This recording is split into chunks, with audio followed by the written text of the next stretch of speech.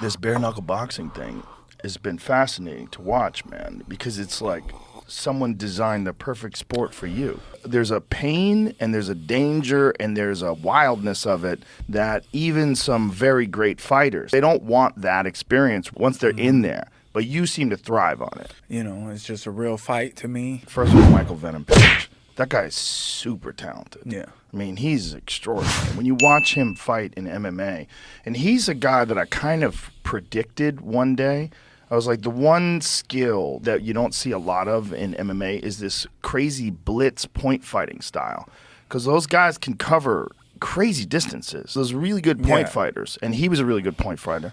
And he was the first guy that kind of showed how that style could apply in MMA. He's so elusive and so hard to hit. But his legs are very dangerous. I mean, that last guy he fought, he kicked him in the leg and it was over. Yeah, he's very dangerous. The knockout of Cyborg was fucking crazy. He caved his forehead in. With his legs, that's what I'm saying. His legs are dangerous. Incredible. It's interesting. I was watching Stylebender was on Andrew Schultz's podcast, and they were talking about him boxing some days. Like, boxing is too limited. It's too limited to fight. I'm not doing no fucking boxing after this, nothing like that, regardless of what you say about Canelo. I know your fucking mustache is twinging. But we gotta do one. We gotta do one. I don't want to. Dude, it's limited. one? It's limited. It's limited. I'm trying to think fighting. who you. You think about a guy like him who applies, especially with Michael Venom Page, because he's so good at closing distance and kicking you and kneeing you. And the timing of that knee, I mean, magnificent, right? And, you know, you just put it on him. I think I can do it in any gloves, though. Any sport. I could fight in the UFC. I did boxing. I had one pro boxing match. I'm still 0-1 as a professional boxer. But then I did that Triller thing in the triangle, and, you know, I won. I mean, I just put the pressure on him the whole time. What are turtleback MMA gloves? Turtleback are like the training MMA gloves. Oh, okay. But it was like while Metallica was playing. Oh, so they're like kind of big MMA gloves. He was 27-3 as a professional boxer. He drops me once. They counted it once. He dropped me.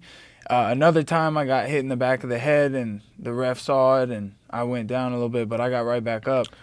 So what is the biggest difference about bare knuckle for you? When I fought Julian Lane, his little fucking head hurt my hands.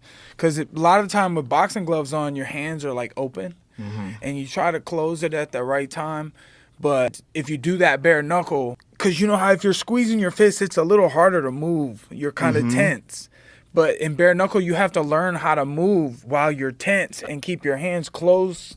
Because with gloves, you gotta be closed up, tight, and squeezing your fist so hard so that when you hit them in the head, you don't destroy your hand. Yeah, there's 3 levels of vulnerability. And the level number 1 is like, you would see a lot of the glory guys. They keep their hands in a shell, like Alistair Overeem or, you know, like Badr Hari. Those guys would shell up. They shell up, but they have those big-ass gloves. And you see that when they come to MMA, some of those shots sneak through. Yes. But then bare knuckle, it's another level of sneaking through. It's really interesting to watch a really good fighter like Luke Rockhold and you. Luke Rockhold is very skillful. He's a very skillful guy. And when you were putting it on him, I was like, this is a totally different thing. And you are like uniquely suited for this totally different thing. Thank you. It's different than regular boxing, man. And remember when Paulie Malignaggi fought Artem Lobov? Well, Paulie, I mean, he's a scrawny dude.